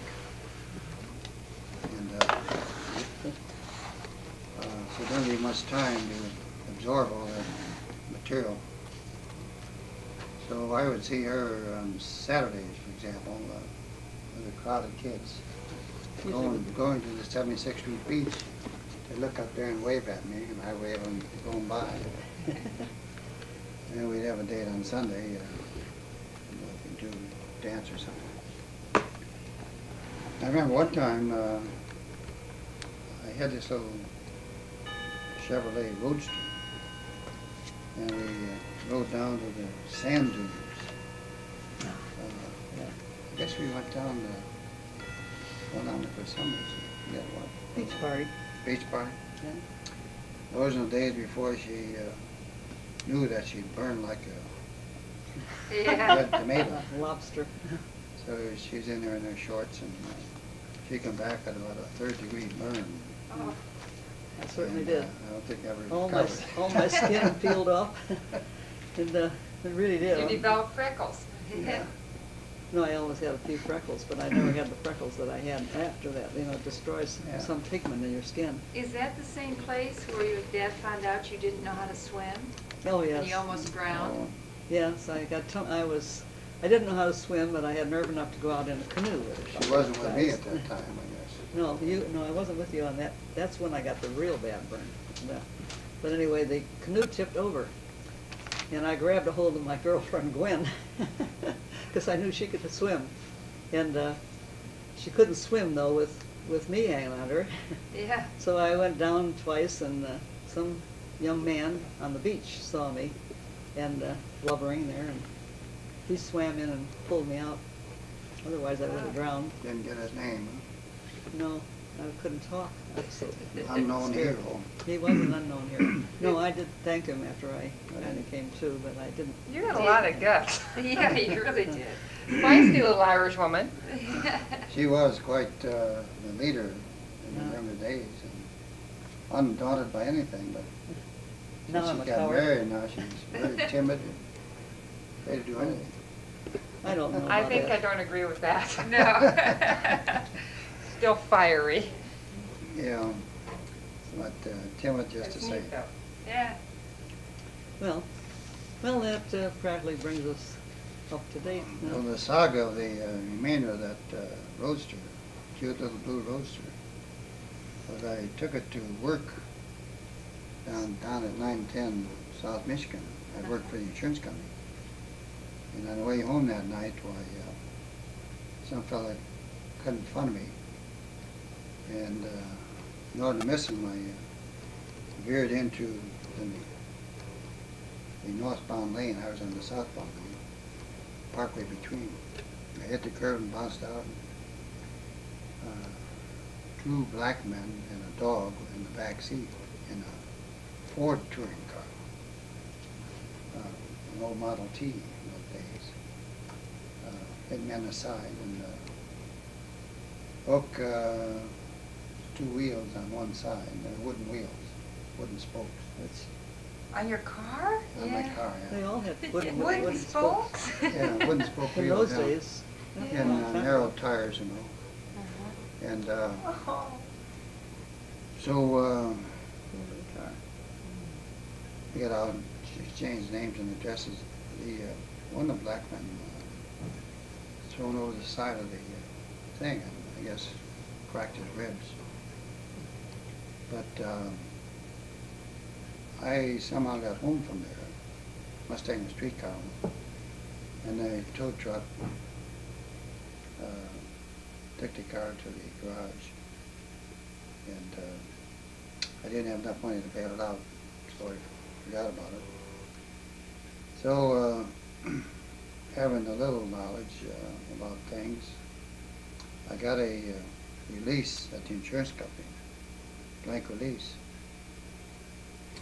And I visited this man at his home. He's laying in bed and, with his wife around him and some friends. This is when you were college age, still, going to Northwestern. I was going to going Northwestern nights at time. Went in and talked to him. They had a nice home and seemed to be a nice man. He was a painter and decorator, contract. Convinced him he ought to sign a release and gave him $100 to him. Was all I had, $100. Probably was. Couldn't get any more. You hit him? No, it was my fault because I bounced out in his northbound lane Oh. and he Oh, was I thought coming it was along his and fault. couldn't avoid me. Couldn't stop it. There was a tremendous crash, and fortunately I wasn't hurt. So the next day I got this release and visited him that night. He was in bed because he had his ribs taped up. And told him I couldn't avoid it. Somebody cut me off. You probably thought So, $100 was a lot of money. So I said I had a release here and $100, and if he'd accept that and sign a release, why, he'd call it quits. My car was ruined, and so I probably suffered as much as he did, unfortunately. Probably you could have used that $100 to get your car out of hock. Yeah. Could have, I suppose. That was pretty ethical, man. But he signed, gave him $100, and that was the end of that. But from then on out, we were on the streetcar. We're on the street. Didn't have another car. He never owned another car until we were Got married. married, yeah. Right. So we took You the were in streetcar several everywhere. car accidents too, weren't you, when you were young? I was in one No. car accident. That was with a couple of my girlfriends and Garnet and Oh, Gwen. yeah. And we could have Out been with killed some in that other one. fellas, weren't you? Yes. Yes. You weren't with a safe driver like Well, that. I wasn't going steady with you, so I was out with Roy Harrison. She was fickle. But anyway, all we were doing was taking a ride out west and it's showing us the new car. That was a new car too. I mean, it was a second-hand car, but new to them. Second-hand new car. And we were hit by a man with all his kids in the car, and he was speeding down Cicero Avenue. We were going up 79th Street, and he plowed right into the center of us and through the car, went turning over and over, and we were fired out in all directions, and I really had a lump on my head. I was Threw it out of your car, didn't you? Garnet had a kind of a, I don't know what you call it, but she had a big lump on the side of her head, which was a lot more dangerous than the top, I guess. And Gwen had a big gash in her knee, and so some kind people came along and said, we better get you into the doctors or the hospital, and they piled us all in their car and took us. We didn't even wait for the police. So then the next day I'm reading the Chicago Tribune that shows a picture of our car that we were in, and it says, and they lived, like it was a miracle that we lived. And then, boy, I got mad. I called up the Chicago Tribune and I said, it just happened that that was the car or the people that were hurt. And I said, some man plowed into the car. And we never got a dime out of it, you know. I mean, they didn't pay any doctor bills. We had to pay our own. And you have a concussion? What was that? Yeah, sort of a concussion, and so did Garnet. She just kept passing out on us, and but we got her into the doctor anyway. He he treated this the sore, you know, and the open sore, and sent us on our way. So this same party that picked us up after the accident drove us over to Metlin's house, and Mrs. Metlin put us all was going to put us all to bed, but my aunt, I called her to tell her about it, and she said, you come home. So I, with my sore head, had to get myself to a streetcar and go home. What happened to the boys that were in the car? They weren't hurt, any of them, too badly. The two of them were sitting, they were in the front seat. I think it was because we were in the back seat that we got banged up. But anyway. That's an open I think, car? well, it was a touring car as they had in those days. You know, they had the soft, they had if they had hard roofs like they have nowadays, we had all been killed. But they had soft canvas roofs, so it went right through the roof, that's all. You know, I mean, well, it's all. That's very hard to do. Well, I mean, but the car was demolished, you know. It was. Probably the roof flew off and threw you out at the same time.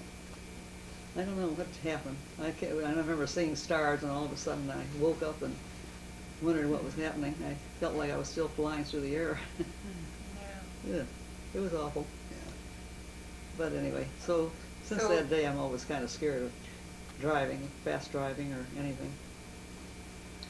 So then you two, when did you get married and stuff? You said you had a 5-year courtship. Yeah, I got married in 1932, November. When And, did Dad give you the ring? Yeah. Was there anything special about being the night yes, you got engaged? he gave me an engagement ring the year before, 1931. And We were at a party when he gave it. yeah, it's my birthday party, I think. Yeah. And so anyway, he gave me a ring, and so we were engaged for a year. But we've been going together for 4 years, on and off, you know, depending on how we felt about this dating. Remember, these are hard times. He never had any money, and I never had any money. We'd just go to the beach or something. 31 and 32, 29 was a big market crash. You know, Yeah. stock market crash, Terrible, and terrible times. things just went from bad to worse, and everybody lost their jobs. But Mary and I kept ours. I was working for North American Car Corporation at this time. I left the insurance company and went to work for North American Car Corporation. In 32, I guess I was making $140, and you were making 10. No, I was making $140 a month. Yeah, and I was making at that time $85 a month. We thought 85. between the two salaries we'd get a little time. Yeah. And so we were married about 3 months, and then the market went down lower, way lower, and so they were threatening to, you know, put you out entirely, weren't they? Yeah. And I got down to $12 a week, or $48 a month. When we were engaged in planning to get married in November, the treasurer of North American Car, who I worked for, I was a general accountant there. He came over to me and said, Irving, I don't think you ought to get married because, as you know, companies losing money, our cars are not being used. They're renting out those cars for $10 a month. They had refrigerator cars and tank cars and poultry cars.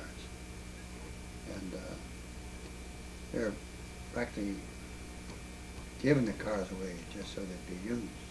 $10 a month wouldn't pay for the upkeep on the cars. Mhm. So they were uncertain whether they could continue. So he told me that I ought to postpone the wedding, and I said, well, we already committed, and we're going to get married no matter what.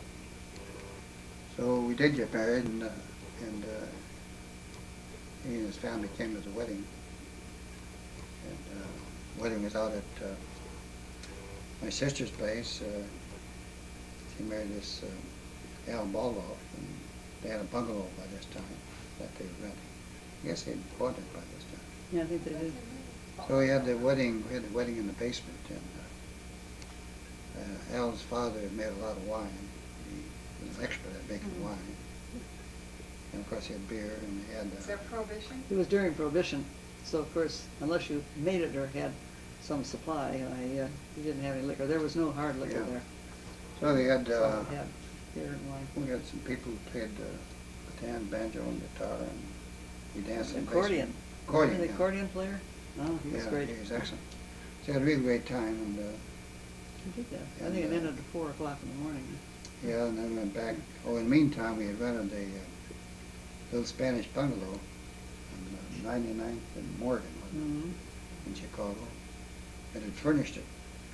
The whole house. Prior to that time, I had inherited $300 from Swedish ancestors, as did the rest of the family.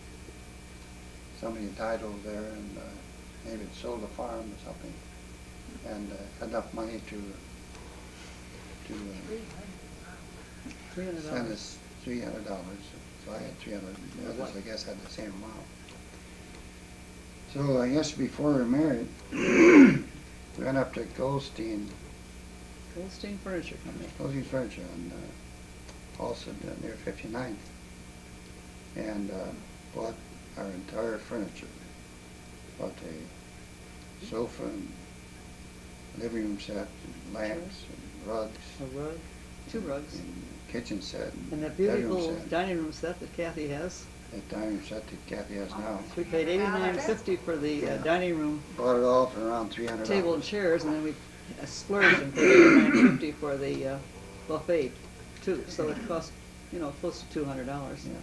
But it was solid oak, and it was So it was all around heavily carved. $300 to $400 we furnished this The whole house. 5-room bungalow.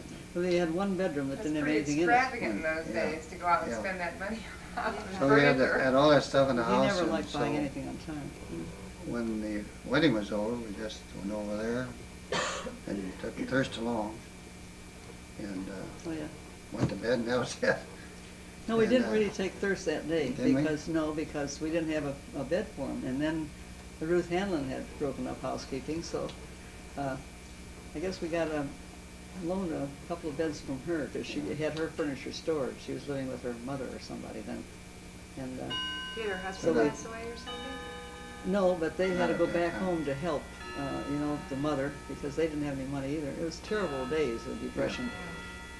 So So anyway, we did have thirst, though. We inherited him. He was there the next day, and he lived with us for almost 5 years. this Oh, little my. bungalow was Till he little almost bungalow burned our was house down. uninsulated, Threw him out. and the walls split. And Oh, it was cold. did we have gas? Yeah, I guess No, we did. we had gas furnace, yes. Gas furnace. And we had a dog, Heine, that we had picked up one time on a trip up around Lake Michigan with a friend of ours, Dave Hurwitz, and his He bought girlfriend. one, too. And this dog was a protector. Kept everyone away from us. Sheepdog. It Kept was a everyone away sheepdog? from A big collie sheepdog, Tricolor Tricolor. collie. He was our protector. talk about We protector. go out for a walk at night and he'd keep everybody a block behind him, a block ahead. And I mean, Yeah. he would bark Yeah, and that's snap and carry on, you know, we didn't know what to do with him. And he would treat the milkman like this, but we finally decided we really had to get rid of Piney. He had to be on a farm somewhere. So the milkman said, well, he'd love to have Piney. He didn't care if he snapped at him and barked. He was going to take him anyway. And the day he was supposed to come take him, old Piney got sick. I had a can of salmon, I guess, for dinner, and put the can out on the porch, and he stuck his nose in it, you know. Oh. And he cut his nose and evidently got an infection. And His eyes turned blue yeah, and he got glazed, and he was in he bad got shape. blood poisoning, I In guess. the meantime, we had purchased a little Boston Terrier about that high. And I don't think the dog liked that too well. No, he was jealous. But finally, he was so bad, we had Thurston take him to the veterinary and put to sleep. He had to be, well, the vet said he had to be put to sleep. He Yeah. said he couldn't live. He was blind. Which Boston was this that you had? Was that Jackie? No, it was Muggsy, I think. Muggsy? Mugsy, little Boston Terrier with a complete white head, Yeah. like this. That was the first one. Quite unusual. He was a nice little Dog. And he was, we went on a trip, I guess, for the kids. Yeah. And left him in charge of Catherine. We were living. Oh, at no, that we didn't time- have any kids. We were living No, over 'cause I wasn't- on Church Street. We Oh, didn't yeah, have any we were children. living at We were- 10712 Church Street. I worked for 5 years after we were married, and we That's didn't At have Western anybody. Union still?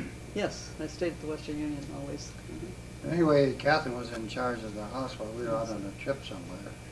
And we come home and what did we find? She said that the dog had gotten away from her and the cow that was over in the adjoining prairie had kicked the Yeah, dog. someone across the street had a cow, Yeah, and I suppose the dog was annoying him, and Yeah. he kicked him. but But, we weren't sure that maybe the dog had been hit by a car because it had internal bleeding, I think. Yeah. So it was- he looked really bad, and we took him up to the vets, and he said he couldn't live. Yeah, he put him to sleep. And then we got Jack after that. Yeah. Yeah, Jackie we had for years. Because Jackie was there when I was around. yeah. Yeah, he lived. We had him when you were born, and Isla took care of him. She hated dogs, and so when I was expecting Ellen, why she Well, I made it thought you very lived with clear. with Isla for a while. Oh no, we didn't live with her. We lived Downstairs. upstairs of her in this house, 2-story house. We lived there very briefly when Daryl was born, and then That was the house after the Spanish bungalow? yeah, Yes, yes. yeah, we went there, and Oh, we moved to 8542 Green Street. yeah, we lived there. Well, that was afterwards. That was, That was after. we moved upstairs there, then the old lady, Baldoff, decided she wanted her apartment back. She wanted this little apartment, and she wanted Isla to buy the house that she had, and Irma that's got right. married, and she was gonna have the one downstairs. So we were ousted. So we moved over to 85th and Green, and Irma over was there I had Mrs. Ellen. Baldoff's daughter when she got married. And took the apartment downstairs, and the older Baldoffs who owned both the bungalow next door and this frame house moved upstairs in our apartment. And that apartment, by the way, is where Thurston, my brother, who stepped out on the He was still with us, glass enclosed porch. 6 years. Tell him about that, Mary. Oh, that Thirst was quite a smoker. And Daryl was a tiny baby in the bed, and I smelled smoke. I thought somebody was burning old rags in the alley. So I made about 3 trips out to the back glassed-in porch, looked out, couldn't see anything. And then on the 3rd trip, I happened to glance over at Thirst, and here all this smoke is pouring out from the mattress. And he's sound asleep, don't know a thing is going on, and I went in the Hurled kitchen. around the fire. I went into the kitchen, got a whole big pan of water and threw it on him. And of course he hollered his head off at me, and I said, "You were on fire." And here there was a hole about 12 inches or so burnt in the mattress all the way through. Took a lot more water to get it out. And